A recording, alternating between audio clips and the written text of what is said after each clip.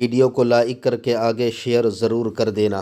تو وہ بیمار ہو، حضور کے عشق میں بیمار ہو گیا، اس کو بخار آ گیا، بیمار پڑ گیا۔ باپ اس کا مالدار تھا، بہت مالدار تھا، ایک سے ایک حکیم بلائے، طبیب بلائے، بیماری سمجھ میں نہیں آ رہی تھی، جتنی دوا کی جا رہی تھی بیماری بڑھتی جا رہی تھی، بس وہ روتا تھا۔ باپ پوچھتا تھا کیا ہوا، وہ روتا تھا، ایسا لگتا تھا درد سے رو رہا ہے، اور واقعی وہ درد تھا۔ کیوں؟ اس لیے کہ عشق کا درد وہ مزہ ہے، اللہ کباب آہوں میں بھی نہ پایا، مزہ جو دل کے کباب میں ہے۔ اللہ اکبر، جان عشق مصطفیٰ روز فضو کرے خدا، جس کو وہ درد کا مزہ نازے دوا اٹھائے گی۔ ہر درد میں تکلیف ہوتی ہے، درد عشق رسول میں وہ مزہ آتا ہے کہ فرشتے بھی رشک کرتے نظر آتے ہیں۔ خدا سے وہ درد مانگو، وہ سوز مانگو، اللہ اکبر، جو عشق کا درد ہو۔ وہ علامہ حسن رضا بہت خوبصورت بات کہتے ہیں کہ یہ بہت اچھی دعا کرتے ہیں، وہ کہتے ہیں کہ نہیں، وہ آپ کا کہنا ہے کہ دم اضطراب مجھ کو جو خیال یار آئے، میرے دل کو چین آئے تو اسے قرار آئے، میرے دل کو درد الفت وہ سکون دے الہی، میرے دل کو درد الفت وہ سکون دے الہی، میری بے قراریوں کو نہ کبھی قرار آئے۔ اللہ اکبر، درد الفت بڑی چیز ہے۔ مرض عشق کا بیمار بھی کیا ہوتا ہے، جتنی کرتا ہے دوا درد سوا ہوتا ہے۔ اللہ اکبر، کسی عبادت میں اتنی لذت نہیں آتی جتنا درد عشق میں لذت آتی ہے۔ اللہ اکبر، کوئی عبادت کرنے والا وہاں نہیں پہنچتا جہاں درد عشق والا پہنچتا ہے، سوز عشق والا پہنچتا ہے۔ اللہ اکبر، اللہ اکبر، میری قوم کو پھر سے عشق کے اس جام کی ضرورت ہے، اس لیے کہ دین کی قربت اسی وقت ملے گی جب آمینہ کے لال کی سچی محبت اور عشق نصیب ہوگا۔ اللہ، آج لوگ کہتے ہیں کہ مسلمان رشوت کیوں کھاتا ہے، مسلمان سود کیوں کھاتا ہے، مسلمان بے نمازی کیوں ہے؟ میں کہتا ہوں اسی لیے کہ وہ حضور کے عشق سے ناشنا ہے۔ عشق کے نعرے تو لگاتا ہے، عشق سے ناشنا ہے۔ جب اللہ کے رسول فرما دیں کہ سود کھانے والا ماں کے ساتھ 36 بار زنا کرنے والے کے برابر ہے، سود کھانے والا کعبے میں زنا کرنے والے کے برابر ہے، بتاؤ عشق ہوتا تو کتنی غیرت ہوتی، عشق ہوتا تو کتنی غیرت ہوتی۔ عشق سے دل خالی ہے، اقبال کہتے دل سوز سے خالی ہے، نگاہ پاک نہیں ہے، پھر اس پہ یہ بات کہ تو بے باک نہیں ہے۔ اللہ اکبر، یہ حالات ہیں۔ آج مسلمان حرام کی طرف اسی لیے جا رہا ہے، دل عشق سے خالی ہو چکے ہیں، دل عشق مصطفیٰ سے خالی ہو چکے۔ آؤ عشق مصطفیٰ کی طرف بڑھے، اسرا کے مسافر بنے۔ یہودی کا بچہ حضور سے روک دیا گیا، رو رہا ہے، آنکھ میں آنسو، رو رہا ہے۔ باپ پوچھتا ہے کیا ہوا، کہا کہ کچھ نہیں، بیمار ہے، بس رو رہا ہے۔ آپ سے میں ایک بات پوچھوں، ہزاروں کی تعداد میں بیٹھے ہو، پیدائشی مسلمان ہو، یہودی کے بچے کو عشق ہوتا ہے تو حضور کے بغیر روتا ہے۔ اپنی تنہائیوں میں بتاؤ کتنی بار حضور کے لیے روئے ہو، بتاؤ مجھے۔ جو رسول پوری زندگی ہمارے لیے آنسو بہاتے رہے، اس نبی کے لیے بھی ہم نے کبھی آنسو بہایا؟ ہمارا حال تو یہ ہے، فلمیں اور سیریل دیکھ کر ہیرو ہیروئن کی جدائی کے مناظر دیکھ کے روتے ہیں، ہے نا؟ کبھی رسول اللہ کے لیے بھی رونا ہے؟ حضور کے عشق میں بھی کبھی روئے ہو؟ بتاؤ، بتائیے نا۔ میں کسی کو کچھ نہیں کہہ رہا ہوں، اور میں تو آپ سب میں زیادہ گرا پڑا ہوں، میری تو کوئی اوقات اور حیثیت ہی نہیں۔ ہم تو آپ کو آ کر کے دکھڑا اس لیے سنا جاتے ہیں کہ آپ کے بہانے ہماری بگڑی بن جائے۔ لیکن بتائیے، پیسے گم ہونے پہ ہم روئے ہیں، کبھی حضور کے لیے بھی روئے؟ دوستوں کی جدائی میں روئے ہیں، کبھی آقا کے لیے بھی روئے ہیں۔ علامہ نقی علی خان رحمۃ اللہ علیہ، امام اہل سنت کے والد اور استاد ہیں، لکھتے ہیں حضور کے لیے رونا جتنی بڑی عبادت ہے، کوئی عبادت اس کا مقابلہ ہی نہیں کر سکتی۔ لوگ ہم سے کہتے ہیں حضور کا دیدار کا کوئی طریقہ بتاؤ، ہم نے کہا ہمیں کچھ نہیں پتا، ہمیں معلوم ہی نہیں کہ حتمی طور پہ دیدار کب ہوتا ہے، لیکن اشارے ضرور جانتے ہیں۔ شب معراج جب اللہ نے حکم دیا جبریل کو کہ براق لے کر جاؤ، تو سارے براق خوش تھے، ایک رو رہا تھا، سب خوش تھے، ایک رو رہا تھا۔ تو لوگوں اوروں سے کہا تم کیوں اچھلتے ہو؟ تو کہا کہ معراج ہے، حضور کو لے جانے کی بات ہے، اس لیے خوشی میں کس کی باری آئے گی؟ اس کو کہا تو کیوں روتا ہے؟ تو کہا روتا اس لیے ہو کہ اتنے اچھوں میں میری باری کیا ہے؟ بس وہی رونا پسند آ گیا، حضور کے لیے انتخاب ہو گیا۔ پتا چلا رونے والوں کو قرب ملتا ہے، سونے والوں کو نہیں ملتا۔ رونے والوں کو ملتا ہے، سونے والوں کو نہیں۔ رونے والوں کو ملتا ہے، کہاں لگانے والوں کو نہیں۔ اگر آپ کے پاس اور میرے پاس وقت ہوتا تو میں رونے والوں کی زندگی بیان کرتا تو آپ کو پتا چلتا کہ رونے والے کیا، لیکن ٹائم نہیں ہے۔ اگر چھیڑوں گا تو چونکہ بربتے دل پر عشق کے تار چھڑے ہیں، اگر میں چھیڑوں اس کو تو وقت لگے گا اور آپ اٹھ کر جائیں گے تو مجھے اچھا نہیں لگے گا، ذکر محبوب کی بے ادبی ہوگی، اس لیے میں اس کو نہیں چھیڑنا چاہتا، کسی اور موقع کے لیے رکھنا چاہتا ہوں، لیکن صرف ایک اشارہ دے دوں، اگر آپ کہیں تو دے دوں۔ جب اللہ کے رسول کا وصال ہوا، توجہ کرنا، جب آقا کا وصال ہوا، سرکار کا وصال ہوا، بلال حبشی روتے تھے، بہت روتے، کیوں نہ روئے؟ کیونکہ بلال کا تو سبھی لٹ گیا تھا، کچھ لوگوں کا تو خاندان بھی تھا، قبیلہ بھی تھا، علاقہ بھی تھا، خطہ بھی تھا، بلال کے لیے تو سب کچھ حضور ہی تھی، نہ کوئی خاندان ہے، نہ قبیلہ ہے، نہ خطہ، سب کچھ آقا ہی آقا ہے۔ روتے تھے، لوگوں سے پوچھتے تھے حضور کہاں ہے، اتنی دیوانگی تھی، حضور کہاں ہے، حضور کہاں ہے، لوگ لپٹ کے روتے تھے، بلال بہت رلاتے، بہت یاد آتے ہوتے، اللہ اکبر، حضور یاد آتے تھے، روتے تھے۔ ایک دن سرکار بلال حبشی نے سوچا جب آقا مجھے دکھتے ہی نہیں، ملتے نہیں، جنگلوں میں چلے جاتے، چرواہوں سے پوچھتے حضور کہاں ہے، لکڑہاروں سے پوچھتے حضور کہاں ہے، وہ کہتے کہ بلال روتے اور رلاتے ہو۔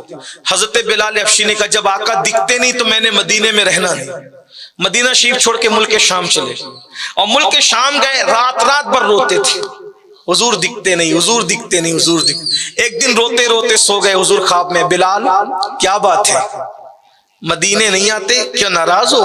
لپٹ گئے قدموں سے، حضور آپ سے ناراضگی تو کفر ہے، کیسے ناراض ہو؟ یا رسول اللہ آپ سے کوئی کیسے ناراض، جس کی رضا خدا چاہے اس سے کون ناراض ہوگا؟ تو پھر تم نے مدینہ کیوں چھوڑا؟ آؤ ملنے، آؤ مجھ سے ملنے۔ آنکھ کھلی تو پورا گھر معطر تھا، آنکھ کھلی پورا گھر معطر تھا۔ سرکار بلال اونٹنی پر بیٹھے، اور اونٹنی پہ بیٹھنے کے بعد اکیلے نکل پڑے۔ جب جیسے ہی مدینہ منورہ آنے لگا، بلال کو پچھلے دن یاد آنے لگا، حضور کتنا پیار کرتے تھے بلال سے۔ جب بلال پیدل چلتے تھے تو حضور اپنی اونٹنی پر حضرت بلال کو بٹھا لیتے تھے، تو بلال کیا کرتے تھے، اپنا سینہ حضور کی پیٹھ سے لگا دیتے تھے۔ ہائے ہائے کیا عشق کا انداز، محب اور محبوب میں کیا پیار تھا۔ بہرحال مدینہ شریف پہنچے، کہا حضور کہاں ہیں؟ میں بہت اختصار سے کہا حضور کہاں ہیں؟ سب رو پڑے، بلک پڑے۔ مدینہ منورہ میں جنگل کی آنکھ کی طرح خبر پہنچ گئی، بلال آئے، بلال آئے، بلال آئے۔ سب لوگ مسجد میں جمع ہوئے، چلو عاشق رسول کو دیکھیں۔ وہاں تو بلال روتے ہیں اور لوگوں سے پوچھتے حضور کہاں ہیں؟ کسی نے ہمت کر کے بتا دیا، وہ دیکھو حضور، حضور کے مزار کی طرف، کہا وہ دیکھو حضور۔ بلال لپٹ گئے، رونے لگے، آقا بلایا تو خواب میں آ کر، اور پردے میں ہے، حضور اپنا آپ دکھاتے نہیں۔ اسی دیوانگی کے عالم میں نماز کا وقت آیا، کسی نے کہا بلال جو اذان نبی کو سناتے وہ اذان ہمیں سنا۔ بلال نے کہا نہیں، میرے اندر ہمت نہیں ہے، اس لیے کہ جب میں اذان پڑھتا تھا تو جب اشہد ان محمد رسول اللہ پڑھتا تھا تو حضور کا چہرہ دیکھتا تھا، اب کہ جب میں اشہد ان محمد رسول اللہ کہوں گا تو کس کو دیکھوں گا؟ میرے اندر ہمت نہیں، مجھے مجبور نہ کرو۔ کسی نے کہا امیر المومنین سے کہو، امیر المومنین نے کہا بلال اذان پڑھو۔ بلال نے کہا کیا اسی دن کے لیے خرید کے آزاد کرایا تھا؟ اسی دن کے لیے خرید کیا کہ بلال کو اذان کے لیے کہا گیا؟ امیر المومنین نہیں بلال، تم پہ کوئی احسان نہیں ہے، تمہیں خریدا گیا تو کوئی احسان نہیں ہے بلال، ہم تو بس وہ اذان سننا چاہتے ہیں جو حضور کو پسند تھی۔ بلال نے کہا امیر المومنین مجھے معاف رکھیے، میں نہیں پڑھ سکوں گا، اذان پوری نہیں کر سکوں گا۔ پھر کسی نے کہا ایک کام کرو، یہ سب کی بات کاٹ دیں گے، لیکن دو ہستیاں ایسی ہیں جن کی بات یہ نہیں کاٹ سکتے، جاؤ شہزادوں کو لے کر کے آؤ، حسنین کریمین کو لے کر کے آؤ۔ حجرہ سیدہ سے جب شہزادوں کو لایا گیا، ایک سینے تک مشابہ تھے، ایک پیروں تک مشابہ تھے، دونوں کو دیکھ کر تصویر مصطفیٰ بنتی تھی۔ بلال کے سامنے حضور کی تصویر آ گئی، شہزادوں کو لپٹا لیا، شہزادوں نے ہاتھ پکڑ کے کہا چچا بلال ذرا وہ اذان سناؤ نا جو نانا کو سناتے تھے۔ بلال نے کہا سب کی بات کاٹ دوں گا، آپ لوگوں کی نہیں، کیونکہ انہی کانوں نے سنا تھا کہ جس نے میرے حسنین کا دل دکھایا اس نے مجھ محمد کا دل دکھایا۔ بلال چبوترے پہ چڑھ گئے، اذان شروع کی اور اشہد ان محمد رسول اللہ پر جب پہنچے چیخیں نکل گئی اصحاب کی۔ پردہ دار خواتین مسجد میں آ گئی، ننھے ننھے بچے ماں سے کہتے ماں مؤذن آ گئے، کیا امام بھی آئے؟ چیخ نکل گئی۔ جب اشہد ان محمد رسول اللہ پر پہنچے تو بلال اپنی عادت کے مطابق اس جگہ پر دیکھتے جہاں حضور بیٹھا کرتے تھے، اس جگہ کو خالی پایا، برداشت نہ کر سکے، بے ہوش ہو کے زمین پہ گر گئے۔ ہوش آیا، کسی سے کوئی بات نہیں کی، مدینہ منورہ چلے، مدینہ منورہ سے ملک شام چلے گئے، پوری زندگی رونے میں گزاری اور اسی دکھ میں اسی غم میں دنیا سے کچھ کر گئے۔ کبھی نہیں ہنسے، کبھی نہیں مسکرائے، لیکن جس دن موت آنے والی تھی بیوی نے کہا ہائے غم ہائے غم، بیوی کا چپ کہے کا غم، ارے اب تو خوشی کا دن آیا کیونکہ یار کے دید کا دن آیا، ادھر روح نکلے گی ادھر یار کا دیدار نصیب۔ یہ عشق والوں کی شان، میرے ماں کہتے ہیں جان تو جاتے ہی جائے گی قیامت، یہ ہے اب یہاں مرنے پہ ٹھہرائے نظار۔ رونے والوں کی داستان اتنی یاد آ رہی ہے، لیکن بات ختم کرتے کہیں تو ختم کرنا پڑے گا۔ دیندار بننا ہے تو حضور کے قریب آؤ۔ وہ یہودی کا ننھا سا بچہ روتا ہے روتا ہے روتا ہے، باپ کہتا ہے کیا ہوا؟ آخر کار کوئی دوا اثر نہیں کی، کوئی دوا اثر نہیں کی۔ ایک دن باپ نے اپنے بیٹے کو جب دیکھا کہ دبلا پتلا سوکھ کے کانٹا ہو گیا تو بیٹے کو بیٹھے بیٹھے باپ دیکھ رہا تھا اور رو رہا تھا، کہتا تھا کاش میں تجھے شادی کا دولہا بناتا، لیکن تیری طبیعت دیکھ کے مجھے لگتا ہے کہ میں تجھے اب کھو دوں گا، ایک لوتے بیٹے کو کھو دوں گا۔ عشق کہاں لے جاتا ہے؟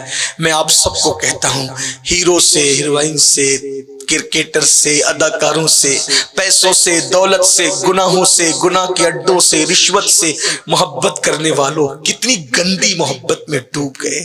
کتنی پاکیزہ محبت خدا نے ہمیں دی تھی، ہم کتنی گندگی کی طرف چلے گئے۔ یہودی کا ننھا سا بچہ سوکھ کر عشق میں کانٹا ہو گیا ہے، باپ کہتا ہے ہائے ہائے میرا بچہ گیا۔ تو ڈرتے ڈرتے بچے نے کہا بابا مجھے بیماری کیا ہے بتاؤں، مجھے بتاؤں بیماری کیا ہے، میری بات مانو گے بابا؟ کہا بیٹا آج تو جو کہے گا مان لیں، میری مانگ پوری کرو گے بابا؟ بیٹا اگر پوری عزت دولت داؤں پہ لگانی پڑی تو لگا دیں گے، تیری مانگ پوری کریں گے۔ بول کہا بابا میں مریض عشق ہوں۔ ویڈیو اگر اچھی لگی ہو تو لائک کر کے آگے شیئر ضرور کر دینا۔ اللہ حافظ۔